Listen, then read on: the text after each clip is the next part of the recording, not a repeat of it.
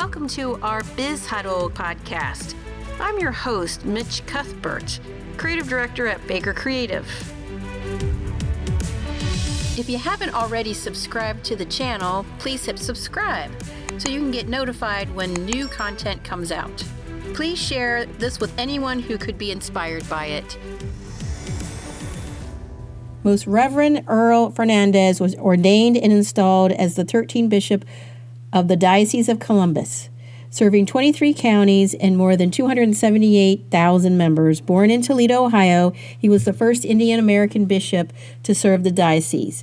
He was previously a pastor of St. Agnes of Loyola Church in Cincinnati and a staff member of the Apostolic Nunciature in Washington, D.C., and dean of the Athenaeum of Ohio, Mount St. Mary's Seminary of the West in Cincinnati. Bishop Fernandes received a doctorate in moral theology from the Alfonsian Academy in Rome. Welcome, Bishop Fernandes. Welcome, Bishop. I'm so excited that you decided to join us for the podcast. Thank you so much for your time. No, thanks for having me on. It's great to be here. So let's start kind of from the beginning. I mean, it was my understanding you were a physician. And can you kind of tell us briefly what that journey has been to where you are?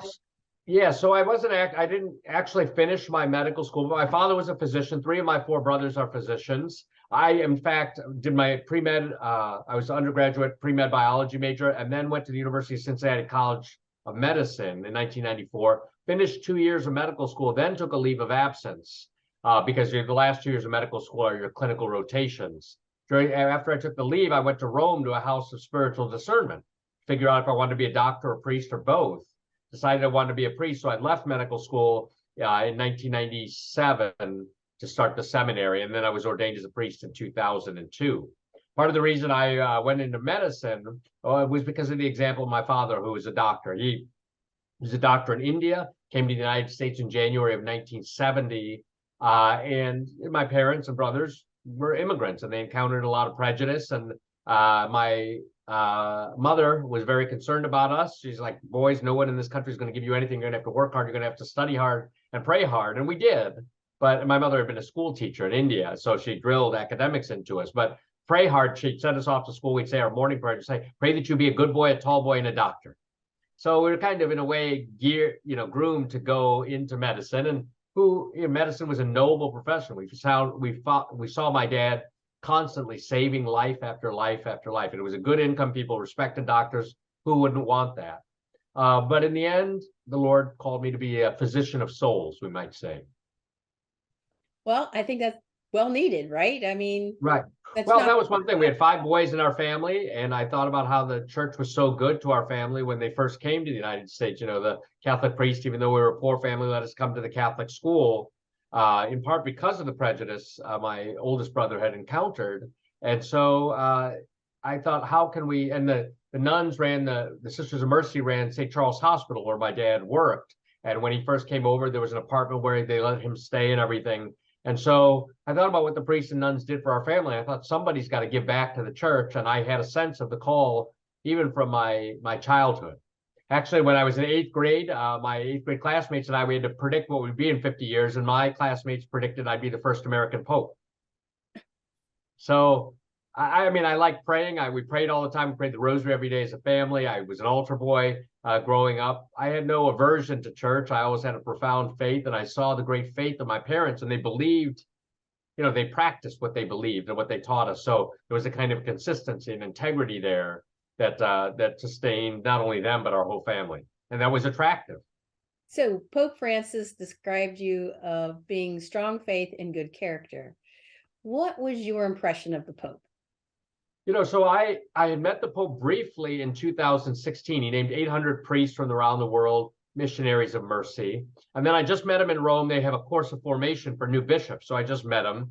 The Pope is one who speaks with symbolic gestures. Mm-hmm. If you think about where he first went, he went to Lampedusa, which was where the migrants were all coming in. He's gone to places that have small Catholic populations to highlight the plight of the people there. To me, we often say actions speak louder than words. And I think the Pope is like that. He's tried to emphasize strongly mercy and being a church of the poor, church of the poor and a church for the poor. He's tried to emphasize trying to not be such dour Christians, but to go and proclaim the joy of the gospel to others, to go out of our comfort zone to the spiritual and existential peripheries. And I think that is an important dimension of Pope Francis. So, he was elected March 13th of 2013. By November 24th of 2013, he published The Joy of the Gospel. And right there is the whole program for his pontificate. So very often people will say, well, what are my priorities? And the first thing I say is to evangelize, bring the good news of salvation to those who need to hear it, especially those who are at the margins, who are sort of forgotten about by society. Yeah, I think you have a unique perspective because you mentioned something about your brother running into some issues, and Right. then, really be able to connect with the Pope and what his mission is. Well, and the Pope also talks a lot about immigration and migration. And some people think of it only as a problem. My parents came to this country wanting a better life for their family. And that's what a lot of people who are coming to this country, documented or undocumented, they want a better life. Mm-hmm. And this country, with the freedoms we have, offers opportunity. And so I think the Pope also wants to emphasize, look, these aren't just numbers. These are real people with real issues, and the conditions in their home countries are so awful that they're being forced to flee. And that should raise our awareness outside of our little bubble where we live in relative comfort to what other people are going through. And so he's raising for us the issue of being in solidarity, especially with those who suffer. How do you see like the biggest challenges for the diocese today? I mean, so evangelization is one priority. A second priority, I said, is vocations. I think the two go hand in hand. So we have to proclaim the good news of salvation. Sometimes people think of the church as just the bureaucracy, and sometimes only with a church of rules, right? But we have good news to share, that God comes to save us in the person of Jesus of Nazareth, that he offers life and eternal life to those who will believe in him, that there is mercy and forgiveness of sins, that no matter whatever you did that's bad or wrong, you can turn it around with God's grace and cooperating with God's grace, so that there's hope for all of us. And I think that's an attractive message. So often we get bogged down in the little details rather than seeing the bigger picture. So part of evangelization involves proclamation. But part of proclamation means you need to have people willing to proclaim. Jesus calls his disciples first to himself, to be with him. So they pray with him and they develop their friendship with him. And some he calls to be apostles, and he chooses them, right? And so the bishops are the successors of the apostles. We need priests in this diocese. We have like 105 parishes. We have 95 priests. We've got 10 pastors who are beyond retirement age. This year, there were no ordinations to the priesthood. Next year, there's only one, and he's from Uganda, and he's older. So we need to build a culture of vocations. And not just to the priesthood or to the religious life for men and women, but also to marriage. Like, so many people are not getting married today, in part because they've grown up in broken families, or their parents or grandparents experienced divorce. They don't want to go through it. Many people are living together before marriage or not getting married at all because they don't see any value in the institution of marriage. And yet, so we have to also help people to discern the call to be married, to give themselves over to another, to be willing to discern, is God calling me to be mother or father, and to generate new life and to nurture that life. And so if we want to have a strong church, we need to have strong families. And every vocation, whether it's the married life, to the diaconate, to consecrated religious life, or to the priesthood, is born in the family. When I think about my own family, it was my parents who really taught us the faith, who prayed with us. And my four brothers are married. They all have children. All of us practice our faith. And so this secularization, this falling away from the faith, I think is a great challenge for us. I mean, besides the voice of the church, there are other voices, and there are many, many voices through social media to which people have access. So we have to proclaim this good news of salvation. And this isn't just the mission of the priests and the nuns and the religious brothers, right? Sometimes we think that the lay faithful are simply objects of evangelization. I think one challenge that I will have, and the priests who work with me will have, is to motivate lay people to realize I'm a protagonist in the future of this church. That is, I help. I'm one who has to go to my neighbor or people I work with and tell them about what Jesus offers, or the good news of salvation, or how my life is better because I have faith. I think it's not. We just simply don't have enough priests or religious to be doing that. Everybody has to do that. So, for example, my father was a physician, and certainly he prayed for his patients and all this sort of thing. But his bedside manner, his compassionate care, helped bring Jesus to those people who were sick, who were suffering, who had lost hope. He saved so many lives just in that way.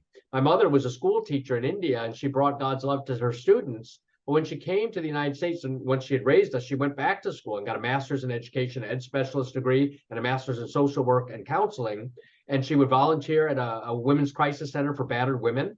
And then she worked at the University of Toledo in the Office of Accessibility and in the Office of Minority Affairs, helping disabled students and helping minority students to achieve something, in part because she herself was an immigrant, and she was the first woman in her family to go to college and finish college. And so she gave something back. And how many people, even at the university, loved my mother or experienced something of God's love because somebody cared. Sometimes we speak to others about faith explicitly, but sometimes it's the way we treat them. Monsignor Luigi Giussani, who's the founder of a lay movement called Communion and Liberation, he would say that the church is the presence of Christ in the human reality. But the church isn't just the Diocese of Columbus bureaucracy at 197 East Gay Street, 198 East Broad Street. It's not just the priests and the nuns. It's not just the structures. It's all the people as well. It was an initiative. It was supposed to correspond with the 25th anniversary of Pope John Paul II's encyclical letter, The Gospel of Life. But part of it is like, how do we accompany women and their children? Not because, for example, there's a whole plan that's put together by the American bishops, but basically you want to find out what resources are available for women in your community. For example, women with children, they might have trouble with food or electric or clothing or housing. What resources are there? Where are the pregnancy centers, like especially like the Catholic ones? Like we have the Women's Care Center up the road.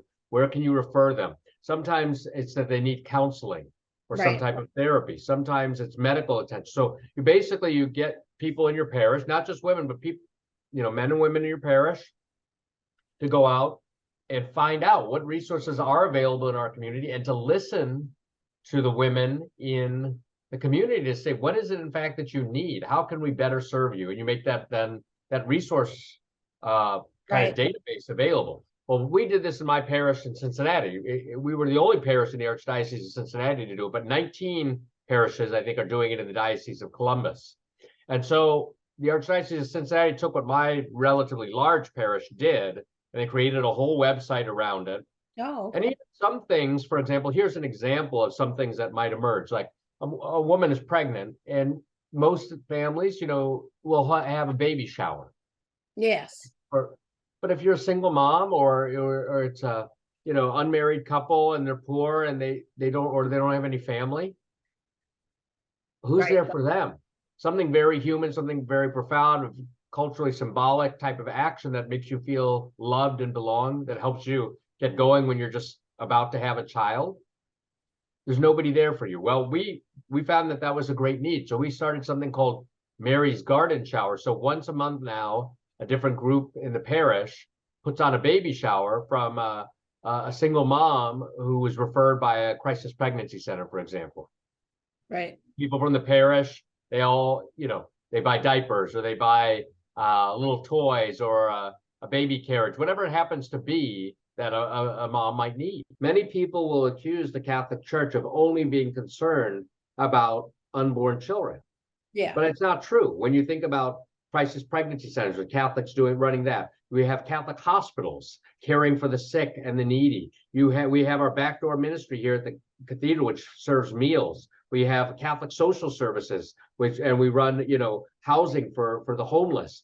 We have the St. Vincent Center, which takes care of persons who have some mental conditions and things like that. So the Catholic Church is constantly doing things like that. Plus, we run our schools.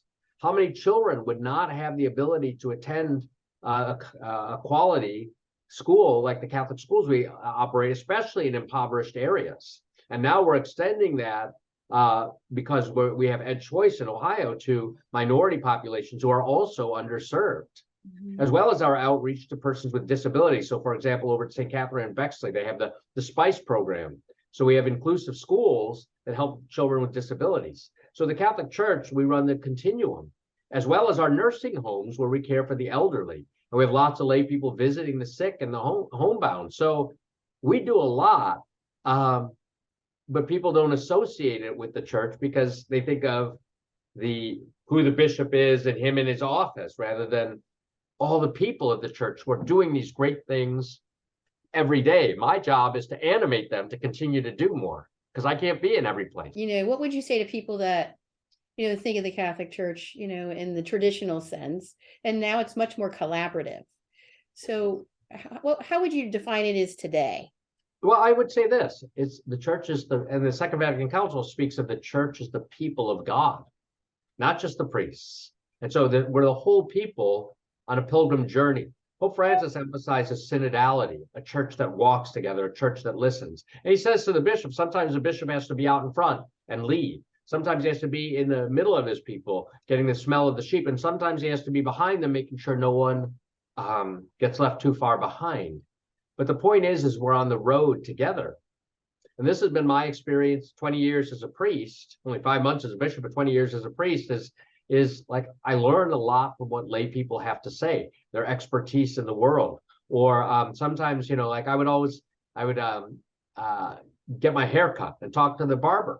And the barber would tell me exactly what was happening in the community, because he cut everybody's hair and you're sitting there in the chair and you're talking about your life, your problem, and would tell me what I need to preach about, what's on people's minds and hearts. I would go for a walk in a neighborhood with another priest, and about 2.5 miles in to our 5-mile walk, there was a bar. It was called Salem Gardens in Cincinnati. And I stopped there. It was run by some parishioners, and it was family friendly on one side. So the kids would be there having burgers and with their families, and you'd visit with them and they saw the priest. And then you'd go on to the other side, and it's a proper bar, and people, they'd had a few too many. Hey, Father, what about this? Hey, Father, what about, and take the time, you answer the questions as best you can. You win some, you lose some. But they're like, hey, the priest actually cared about me. He spent time with me. He listened to me. And it told me, again, what are people actually thinking about? Because I was a seminary professor, so I could live in a kind of a bubble. So since I've been in Columbus, I've been only here 5 months, but I put 13,000 miles on my car, driving around, visiting parishes. I was at Christ the King School over in Columbus yesterday. I had mass for the school children, and some of them are from West Africa, some are African Americans, lots of Latinos, some Anglos. The kids are all full of life. So you see the great diversity in the Church of Columbus on the one hand. Then one day I could be up in Ada and Kenton, up near Ohio Northern. I'm still in the Diocese of Columbus. I could be at St. Luke's Church in Danville, or St. Vincent de Paul in Mount Vernon, in a more rural area. I could be down in Washington Courthouse, or be in Chillicothe, or Portsmouth, the center of the opioid epidemic. And so I, as Bishop of Columbus, I think of all the problems, not just of the city. I mean, the city is there, and we've got our development coming with Intel and everything. And you've got the university, and you've got the downtown, and you've got the Capitol building, you've got the governor, and all of that. But the 21 counties outside of Franklin and Delaware that are part of the Diocese of Columbus. And those people also need a shepherd. And I have to listen to their concerns too. If you're in a poor rural area and people are moving away from the countryside, or you've got problems with drugs or extreme poverty or no jobs, that's a reality for a lot of people. And so being with people, for some people, that's life, that's energy sucking. For me, it's a very life-giving. Going into people's homes and just having meals with them is great for me. People say, "Oh, Bishop, I would have called you, but I know how busy you are." But I certainly, if I'm that busy, I can't meet with people, then, what type of priest, what type of bishop am I? And I think that's what makes you so relatable to some of the younger Catholics, right? Because it's just a different perspective. It's Oh yeah. The other day I was at Planks. So sometimes on Planks Pizza, Planks on Parson, they have pizza half price on Monday nights, right? So I just went in there. Some Mondays I don't, I just work and I work and I realize, oh, it's 8:30. I need to get something to eat, but everything downtown seemingly is closed by 9 o'clock anymore. So, but Planks is open. So I go down to Planks. Well, there's a guy, I'm sitting there at the bar eating my pizza. I got my Miller Lite. I'm eating my pizza. The guy, hey, pastor. And he said, "Oh, I was trying to say father." And I said, "Well, actually, I'm the Bishop of Columbus." He said, "Oh, you're Bishop Fernandes." I'm like, "Yeah, Bishop Fernandes, yeah." And he's like, "Well, I went to Catholic school and I helped the Dominican Sisters of Peace out and I volunteer with the poor. But Bishop, I have to admit, I don't have a lot of faith. I do good things for others, but I'm not sure I believe. I don't go to church anymore." And so, well, why not? And he began to talk about how 15 years ago his brother got cancer and died, and he's never quite got over that, right? So I talked to him for a long time about suffering, the value of suffering, about how he's not alone, how he should continue to do good things, but that there is a place for him in the church, and that I would pray for him. His name was, I think, was Matthew. His brother's name was Mark. And then he's like, "Well, I got to go. I better let you eat your pizza." But then his lips started to quiver and he got a tear in his eye. And so I just gave him a hug right there in Planks and gave him a blessing, and he went on his way. And I promised him I'd pray a decade of the rosary for him and his brother. And so, and that was that. So you meet people of all walks of life, and you just have to keep reaching out to them. And there's stories like that. And then there's, like in my first couple of weeks in the Diocese of Columbus as bishop, I did 3 confirmations in English, 3 in Spanish. And I also did a Eucharistic procession for the Latino community over at St. James the Less. And how many of these people are like, "Oh, Bishop, the Hispanics, Bishop, we're so happy to meet you." And they kiss the ring, and can we get a picture? And they're just happy that you're there with them and you're smiling. Same thing with went to 2 African-American parishes, one for their Juneteenth celebration, St. Dominic. Another one was a Holy Rosary, St. John. And they're poor people and poor parishes, but boy, do they have faith, and they sing and they rejoice, and very different from kind of aging parishes that are just kind of, in some ways going through the motion where you're presiding over a slow death. You see how the people have real faith, how they can rejoice in the Lord, even amid great poverty. And that, that makes me want to be better for them. so when it's all said and done, what kind of legacy would you like to leave? I mean, you're doing such great work, but what do you envision that to be? So when I talk to parents, what they're either happy about or what they're heartbroken about is whether their children have faith. Because for them and for grandparents, that's what's most important. For my parents, they longed for heaven. They wanted their children and their children's children to have faith. For me, that would be the thing, is if there are more people alive with faith, practicing their faith, tending to the poor, educating those who need to be educated, caring for the sick and the lonely, and proclaiming Jesus Christ. By the time I'm finished 25 years from now as Bishop of Columbus, than when I started, that would be a great legacy if people have faith. And I think if people have faith, it's contagious, because people who rejoice in the Lord, people around them whose lives are falling apart, say, "What does that person have that I don't have, that I'm missing in my life?" We're so well connected with technology, yet so many people are so lonely. And all they're looking for is a faithful friend.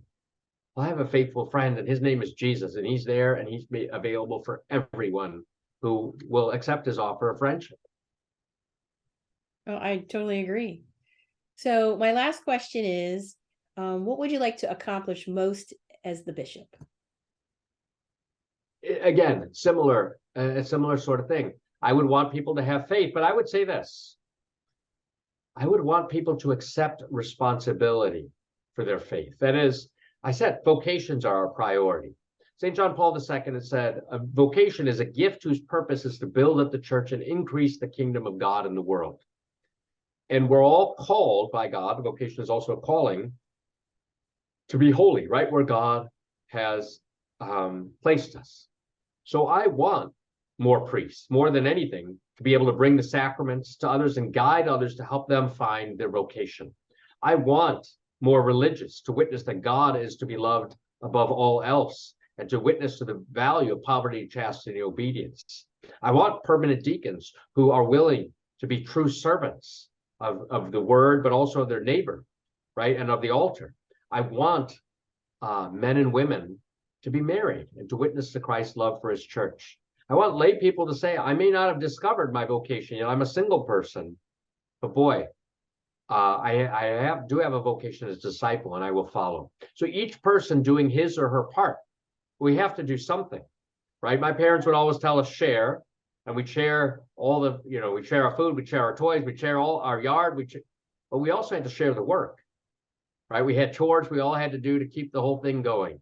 Well, that's what I want people to realize. I have a responsibility toward my brother or sister, toward this church that has given me new life. In the Gospel of Life, Pope John Paul II uses the story of Cain and Abel. And Cain has killed his brother Abel. And God says, where is your brother? And Cain says, how should I know? Am I my brother's keeper?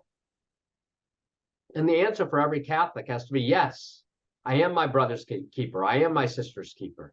So if I can help the people, the Catholics of Columbus, to realize that we have to care for one another, well, then I will have accomplished something as Bishop of Columbus in proclaiming this gospel of life to the people in our community.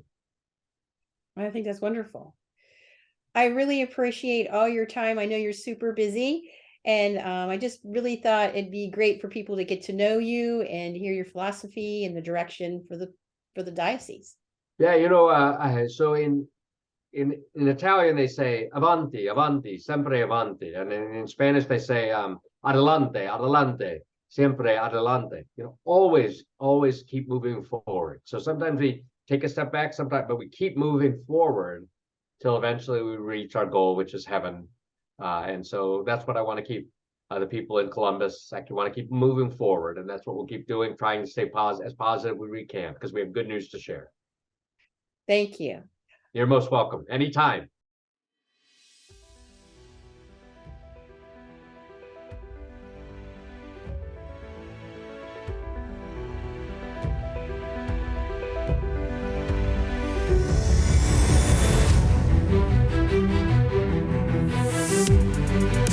If you haven't already subscribed to the channel, please hit subscribe so you can get notified when new content comes out. Please share this with anyone who could be inspired by it, and feel free to post any questions so we can be inspired by new content. Thanks for listening.